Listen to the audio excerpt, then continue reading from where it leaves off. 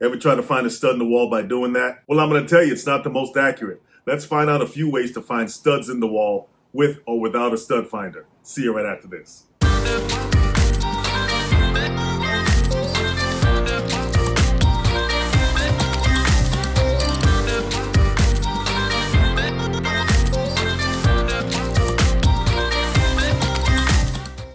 All right, guys, so you want to find that stud in your wall because you want to hang a picture or hang a shelf or something like that. Well, there's a few ways you can do it. And you don't always need a stud finder, by the way, but you may need some experience. So one way to do it, it's free. It's just use your hand.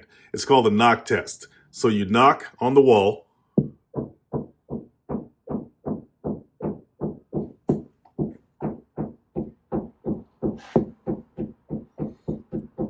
And you listen for when the knock turns from a hollow sound to a more thud-like sound. This knock sounds more hollow than this knock. And as we go further, that sounds even more hollow. So I'm assuming the stud's right about here. I'm going to mark this spot with a pencil so we can go back and check to see if we are correct. Another way to locate your stud is to look for the electrical outlet or the sockets on your wall. Usually these are mounted on the side of the stud inside the wall. So the stud can be either here or there.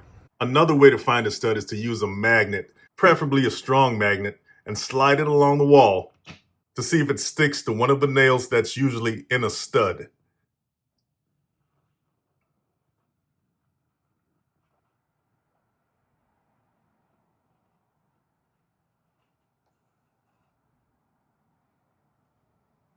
This method is accurate, but it can be pretty time consuming. Sometimes looking for a stud is easier than you thought. All you need is a bright light, like the one on your phone, or any bright light, and just scan the wall to see if you see any imprints of nail heads sticking through the paint. Obviously, that's not a good look, but sometimes it comes with age on these walls. So as I scan across the wall, I see a imprint that looks like a nail right here, and usually the nails are heading north to south on the stud. So you see one right there. And there's another one.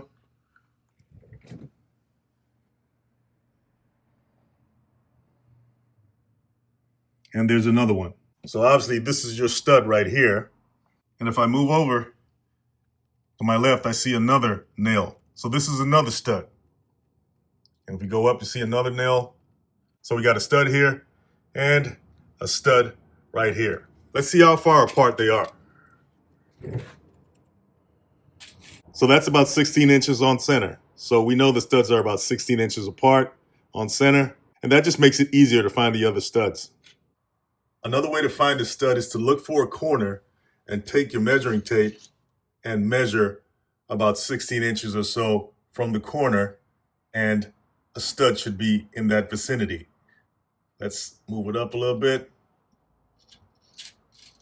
I located a stud earlier and placed a magnet on there to see if it would measure out 16 inches. That's about 17, so that's more or less accurate. So the corner method would definitely help you find a stud. Another way to locate studs is to look for the nails or screws on the baseboard. Usually when baseboards are installed, they're nailed, or in this case, it looks like it's screwed to the studs behind the wall. So you have one here, have one here, have one down here. May not always be accurate, but that's another way to find your studs.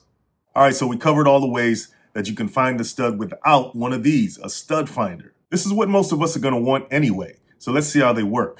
This is an edge finding stud finder, meaning that it finds the edges. Like most stud finders, it's battery powered. Where do you find the battery? Well, it's back here.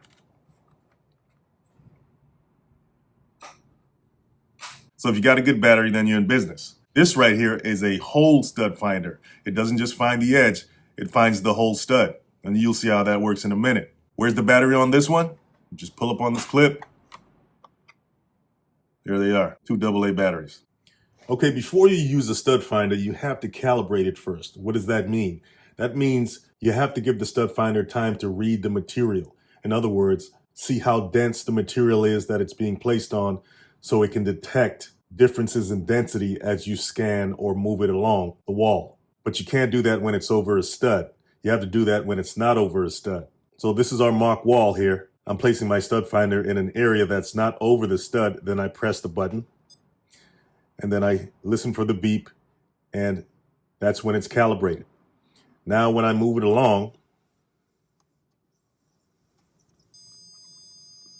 it senses the difference in density as it moves along because there's a stud there right now. And remember, this stud finder is an edge finding stud finder, and we just found the edge of the stud. Obviously it's sensing the brick as well.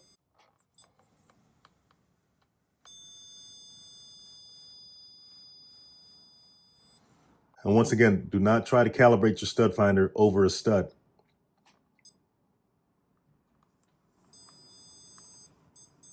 That's what happens. It'll start beeping on you, letting you know that you tried to calibrate it over a stud, and it's telling you to start again.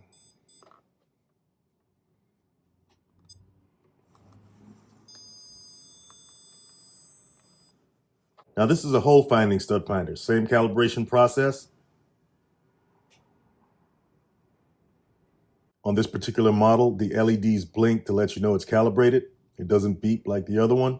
So now that we know it's calibrated, we can move it along. We're going to start with this stud over here.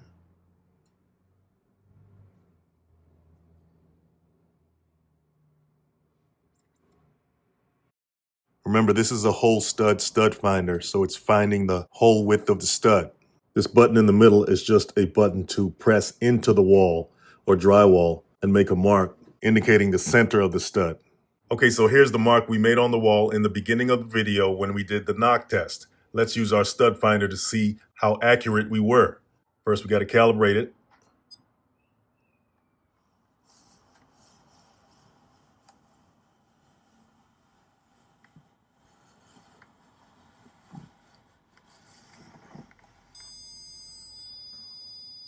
Okay, so we found a stud right over here. That's quite a ways away from that mark.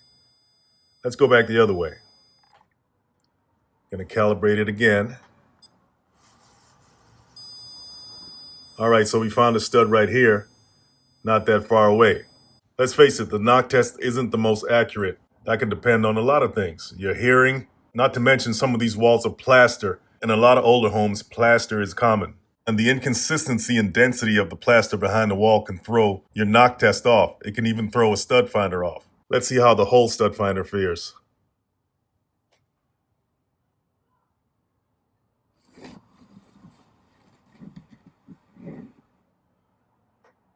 I started over a stud, and that's why it started flashing, because it wasn't calibrating right. So I'm gonna start back here where there is no stud, I'm assuming.